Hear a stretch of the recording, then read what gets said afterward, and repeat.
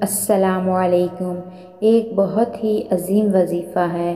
رسول اللہ صلی اللہ علیہ وآلہ وسلم نے فرمایا، جس نے صبح کو یا شام کو 10 مرتبہ یہ وظیفہ پڑھ لیا، لا الہ الا اللہ وحدہ لا شریک لہ لہ الملک ولہ الحمد یحیی ویمیت وہو علی کل شیء قدیر، تو اللہ تعالیٰ صبح سے شام تک اس کی حفاظت کے لیے مسلح فرشتے بھیجے گا جو شیطان سے اس کی حفاظت کریں گے۔